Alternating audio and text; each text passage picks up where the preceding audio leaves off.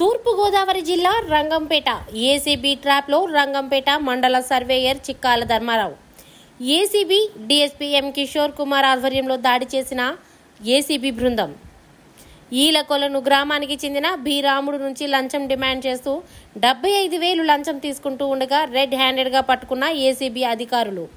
బృందంలో inspector SV Bhaskar Rao, D Vasukrishna, Y Satish ఇతర సిబ్బంది పాల్గొన్నారు. చేయడానికి అతనిని మనీ 75,000 డిమాండ్ చేయడం జరిగింది కంప్లైనెంట్ నుంచి. ఈరోజు ఏదైతే 75,000 కంప్లైనెంట్ నుంచి ఇతను బత్తిన రాము చిక్కల ధర్మారావు గారు అనే సర్వేయర్ గారు తీసుకుంటూ ఉండగా రెడ్ హ్యాండెడ్గా మేము పట్టుకోవడం జరిగింది.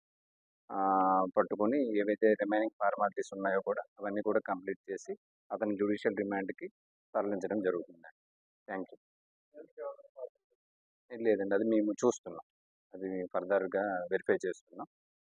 Thank you. ఈయన మీదైతే మాకు దృష్టికి ఏమీ రాలేదు, అది కూడా మేము వెరిఫై చేస్తాం. వెరిఫై చేసి రికార్డులో ఇన్క్లూడ్ చేస్తాం. Thank you so much. అర్థమాలేదు. అవునండి, అతను కొన్ని రోజులు ఒక 14th ఇచ్చారు, కొన్ని ఒక 14th ఆ డేట్లో ఫిర్యాదు ఇవ్వడం జరిగింది. ఈరోజు అతను మన దగ్గర యాక్సెప్ట్ చేస్తుంటే మేము రెడ్ హ్యాండెడ్గా పట్టుకోవడం జరిగింది. Thank you. పీపుల్ అందరికీ రిక్వెస్ట్ ఏంటంటే ఎవరైనా సరే ఏదైతే బ్రైబ్ డిమాండ్ చేస్తే మాత్రం ఇమీడియట్గా ఏసీబీ ఆఫీసర్స్ని అప్రోచ్ అవ్వండి. మేము ఇమీడియట్గా రెస్పాండ్ కూడా అవ్వడం జరుగుతుంది. Thank you so much. నాది ఎలగొల్లు బత్తిన రాంబాబుని. మాది జగనన్న రిసర్వ్లో భూమి ఎక్స్టెండ్ మారింది సర్వే. దాదాపు 8 నెలలు బట్టి మండల విలేజ్ సర్వేలో కంప్లీట్ పెట్టాను. ఎలకొల సచివాలయం ఆవిడ మా మండల సర్వేని కలమంది. దాదాపు 8 నెలలు తిరుగుతున్నాను. అంటే ఎకరా 34 నెంబర్ ఒకటి, 66 సెంట్లు ఒకటి, అది అటు ఇటు ఎక్స్చేంజ్ అయిన భూమి. అది మార్చడానికి దగ్గరగా 8 నెలలు బట్టి తిరుగుతున్నాను. అలా తిప్పుకుని నన్ను ఒక 10 రోజుల క్రితం, నెలల క్రితం 1,50,000 డిమాండ్. అంత మండల సర్వేరు విలేజ్ సర్వేరు అంత ఇచ్చుకోలేనంటే ఇంకా అలా బతిమాలుగా 75,000 వరకు ఇంకా అంత ఇచ్చాను కానీ అవదు పని అని మమ్మల్ని డిమాండ్. నేను ఇంకా అమౌంట్ ఇవ్వలేక ఏసీబీ వాళ్ళని నేను సంప్రదించాను.